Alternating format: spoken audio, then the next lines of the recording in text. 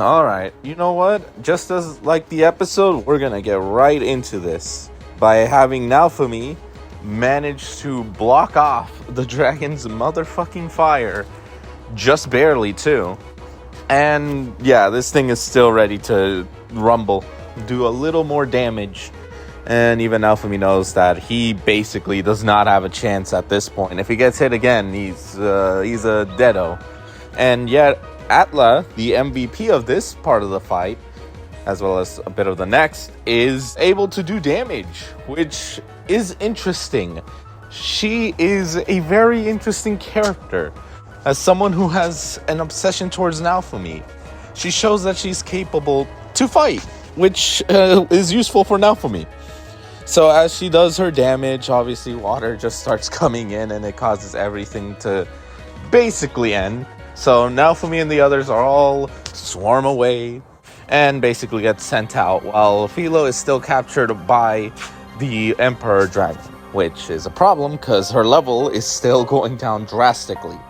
Even Naofumi knows this, which is a bit of a concern. So as everyone's kind of planning for the next battle, since they need a plan to really beat this thing, because if they don't, Filo will die.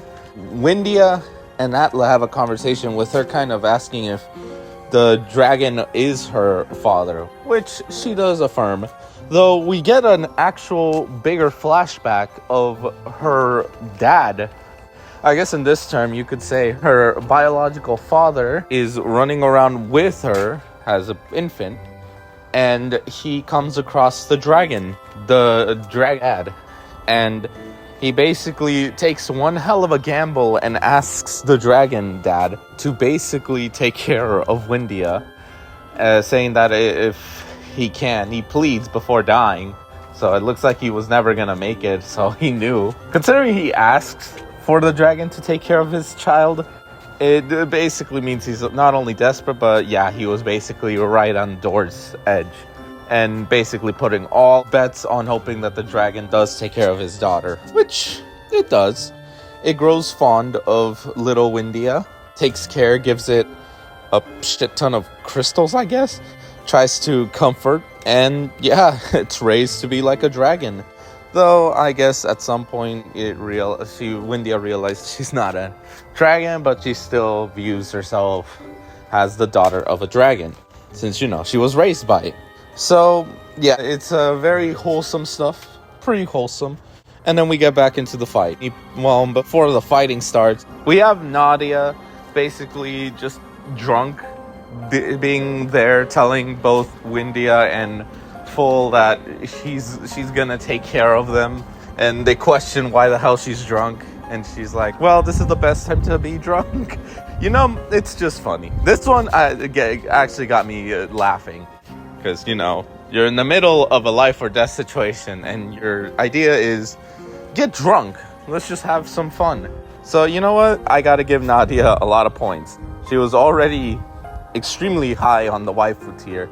She just got bumped up again. Anyway, so we do get the big fight. Obviously, Naofumi has put that Atla is the ace up his sleeve. Considering she did damage to the dragon, it would make sense to have her be the one to eventually land the ultimate blow. So we have Melty, which I'm happy that, as I said last episode, I'm happy she's getting part of the battles, showing her contribution to the team, has a magic base, alongside Windia and Nadia kind of using the water ability to trap this dragon in a block of water. And also, I forgot to mention, the way the dragon even came outside was because Naofumi used the rage shield, and it even offered Naofumi, if he sacrificed himself, he'll kill all the humans that harm him. It's like, yeah, bro, no. So we have them all basically giving it everything they got. Eventually, most of this is not helpful, which forces Atla and her brother Full to participate. The dragon was more or less prepared for this, so it creates a barrier. That way it doesn't get hurt by Atla. This forces Full to quickly assist, though he's a little late to this because she gets knocked away by the dragon, which forces Full to literally pull a Garfield from ReZero, because I was caught off guard by this. So he manages to break the barrier, which gives Atla the last chance to finally end this damn thing. So what I have an interest before she basically murks this damn dragon, or at least damages it enough for Filo and Galleon to escape. She starts talking about how she wants to be Naofumi's shield. Now, if you don't recall, because it has been a long time, in season 1, Raphtalia has stated that she is Naofumi's sword, basically. The one who will basically fight his battles for him, due to the fact that he can't really fight due to the way the shield works. However, in this particular case, we have a different character who's in love with Naofumi basically proclaim herself as his shield. Someone who will protect him when no one else can. So, once she does the damage and Filo and Galleon are out of there, this dragon just refuses to fucking die. So, every water user comes together, even the little baby dragon. They fire at it. Nadia, being specialized in water, uses this opportunity, taking that crystal. You'd think that'd be enough, but this dragon still refuses to die. So, in this beautiful animation, Raphtalia is the one to finally end this damn thing. And yeah, they are able to finally relax. Because, you know, they finally beat this damn overpowered boss. With even the damn Emperor Dragon coming into Naofumi's shield while telling him there'll always be wrath in his heart. So that is something that Naofumi needs to eventually overcome, because, you know, you can't be wrathful forever. You know, it's funny because last episode I had mentioned why didn't the villagers say anything to Ren and all. And I figured that maybe they were just more focused that Shield Hero is right there to help them. And there was also the whole thing that the villagers told Ren to leave the body there because they wanted to make a spectacle out of it. That, oh, look, this is what the sword hero did. And, you know, make profit. And then that obviously caused the whole curse stuff to happen. But now they're basically blaming him. I agree with Windia. These guys are honestly scumbags. Honestly, it is their goddamn fault. I just love it. They immediately say that the sword hero almost got them killed. And even Naofumi was also the one who tells them, you were the ones who manipulated him so you could steal the dragon's treasure. You got what you deserve. So immediately defending Ren and basically just telling the villagers to kind of fuck off. Since they're trying to put the blame all on Ren. And honestly, Ren's been getting good development to even where Naofumi's protecting him. I mean, to be fair, Naofumi just hates anything unjust. He would protect his allies, and I guess Ren has become an ally now. But even if he was still a shitbag, even he would say, nah, you guys are just assholes. You got what you deserved. He's probably not going to help them again, so good luck, you fucking morons.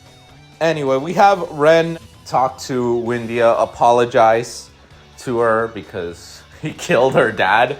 To which she kind of lets it go. Well, she still can't forgive him because, you know, he still killed her family, but she does acknowledge that he was manipulated by the villagers into basically doing it. And she also thanks him for saving her life twice. So, you know what? There is probably some hope that these two could be friends. As well as the surprise that the fucking dragon is the Galleon dragon. So basically, the dad dragon has been reborn into him after that whole event. And yeah, Naofumi now knows. What he wants is to keep this a secret, since the dad dragon wants Windia to overcome his own demise. But I'm kind of curious how the relationship's gonna be with Ren, considering now that Ren is not only on their side and the whole he was manipulated thing has come into play. We have what I call an interesting dynamic now. But we also have Filo and the dragon kind of just duking it out with Filo mad that she lost a bunch of fucking XP. But Naofumi does point out that the Emperor Dragon had absorbed his curse, so you know what? All's well ends well. And then the dragon takes Naofumi and Windia out for a ride, which obviously pisses the ever-living fuck out of Filo. And the episode ends in such a wholesome scene. 3 points to take. The fighting is still fucking godly good. Obviously, season 2 is still trash. Yes, I will do this every video. Season 2 ruined a bit of Shield Hero. Second point, more Ren development. Because this is, I guess, the end of his overall arc at this point. Since he's already been somewhat forgiven, or at least there's a chance for him and Windia to be friends. And then third, the dragon. The whole thing is that Galleon was a brand new dragon, had nothing, no memories of everything that had transpired between Ren and the dad dragon. However, we now have a very interesting dynamic. How will the dad dragon respond with Ren? Will he try to play the ignorant new dragon, or will he try to avoid him? Because, I don't think he wants to be friends with Ren. But that's just what I think. Anyway, great episode. 10 out of 10.